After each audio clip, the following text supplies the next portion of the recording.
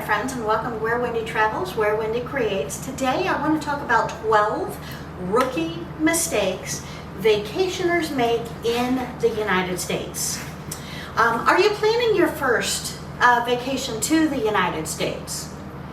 While it's an exciting destination, it's easy to make a few rookie mistakes. So I wanted to talk to you today about the United States because we don't want any mistakes happening that could put a damper on your enjoyment for that vacation. So in this video, I'm using 12 common mistakes and how to avoid them so you have the best time possible. 1, underestimating the size of the United States. The United States is massive. Massive, massive, massive. One mistake first-time visitors make here to the United States is thinking you can cover it all in one trip. Yeah, you can't do that. It's better to take a few different places that you really want to see, you really want to enjoy, and make the most of your time in those areas instead of trying to see everything the first time you come to the United States. Number 2, ignoring time zones in the United States. Did you know the United States has 6 different time zones? I was traveling a couple of years ago, and I'm my husband, and we were hungry. We stopped at a restaurant and we went in, and we had missed breakfast, missed lunch, couldn't figure out what was going on, but we had crossed over a time zone. So we had to wait another hour for them to open. So, you know, no big deal. We were starving, but that's okay. So when you're traveling across the United States, there's 6 different time zones. Just keep that in mind. Number 3, forgetting about our tipping culture. Here in the United States, a lot of service workers depend on tips for their living wage. So if you go into a restaurant, you get a taxi cab in the city, you stay in a hotel, just remember 15 to 20% is expected in a tip.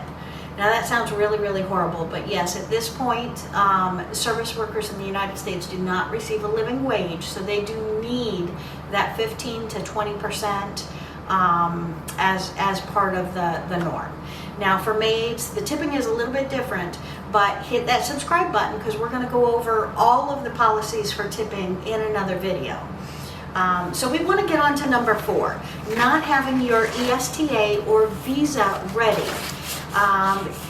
Depending upon the location that you're from, you'll need to apply for, you may or may not need to apply for an ESTA or a visa before entering the United States. This should be done well before your travel to avoid any headaches that you might have coming to the United States, because we want to see ya.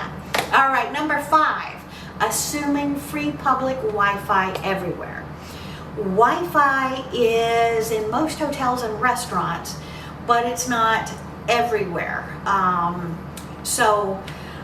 Most of the parks, most of the state parks, the national parks don't have the Wi-Fi, so you might consider buying a SIM card or a portable Wi-Fi device if you need reliable internet throughout the entire country.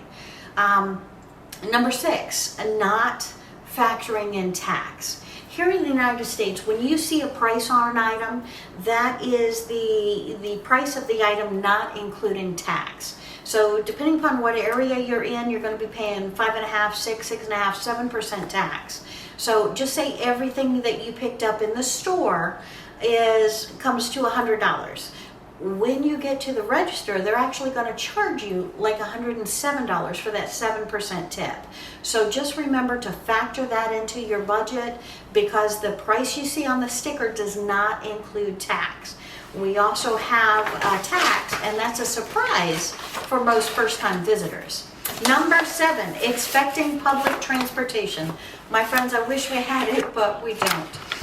Here in the United States, the larger cities have transportation. It's easy to get a taxi, a Lyft, an Uber, a train, a bus. All of that is available in our larger cities. But in our smaller cities across the country, We don't have that. So you might want to consider in the budget just a tiny bit of research on the area you're going to, and consider renting a car for a night. Might be a good thing to do. Number 8, not packing for different climates. The United States is huge, as we said before. It's really, really huge. So if you go down to the beaches in Florida, the beaches in California, the weather could be completely different than if you're in the middle of the country, you're up on the Blue Ridge Parkway. I have actually been traveling one time, and down on the ground, we're in shorts and t-shirts. We got to the top of the Blue Ridge Parkway, and it was a 30-degree difference. Now, normally it's only 10 to 20 degrees, but it was a 30-degree difference. I was cold in my shorts and my t-shirt. So you may want to consider packing for the different climates. Just keep in mind an extra sweater or work in layers. Number 9, it seems like the opposite of number 8, but overpacking. Pack light and leave room for souvenirs. Navigating large and heavy luggage can be very exhausting. And some airlines also charge by the piece and the weight of the item. So if you can, pack light, leave room in your suitcase, be prepared to just wear layers. It'll be great. Number 10, forgetting about our national parks. A lot of visitors here to the United States only visit the larger cities, and they miss out on some of America's most stunning nature, national parks, some of our most beautiful places. So if you can, include a national park, and I'm sure you will be very, very happy with that. Number 11, we are almost there, my friends. I only have 12 of these wonderful rookie mistakes that is so common that we also make. Number 11, not understanding tipping service. I know I already talked about tips in the restaurants, but hairdressers, when you go on a trip, if you want to go to a spa for the day, you get a tour guide, you call hotel bellhops, or use other services, including bartenders and waitresses. They depend on tips as part of their living wage. Usually 15 to 20% is expected. So I know in a lot of countries you do not tip at the bar. Here in the United States, we do. You do. Service workers do not receive a living wage. They do depend on the tips.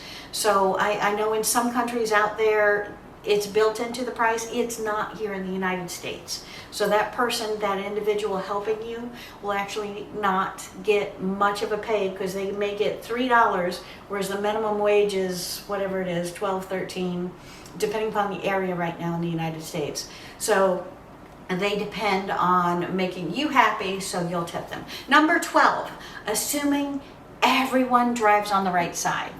On the same side of the road. In different countries, we drive on different sides of the roads. If you live in a country that drives on the left side of the road, it can be a little bit tricky adjustment. Here in the United States, most of our cars, our rental cars, are automatic. You can get some stick shift. I know in other countries it's mainly stick shift, automatic, so much easier. We drive on the right side of the road. And if you have the opportunity, if you're coming over here, if you're going to drive, look up some of the street signs, look up some of the different navigational things about driving here. And it could just be, 10 minutes, 15 minutes, 20 minutes, an hour out of your time. But it's going to make you that much more confident when you're driving. I and my husband both, he was the only one going to be doing the driving when we went overseas. But we both learned the street signs. It was really enlightening. It's so much different in different countries other than the United States. So just most things are obvious, but just read up a little bit and you'll love it. So there you have it. 12 rookie mistakes to avoid when visiting the United States. So by keeping these tips in mind, your trip will go so much smoother, I hope. We want you here in the United States. We'd love to see you. Can't wait to see you. And if you find this video helpful, please hit the subscribe button, give me a thumbs up, give me a comment. What did I leave out? What would you like to know about? I'm very, very happy to get back with you with any and all answers. And my friends, more travel videos are coming, and safe traveling. Have a great day. Bye.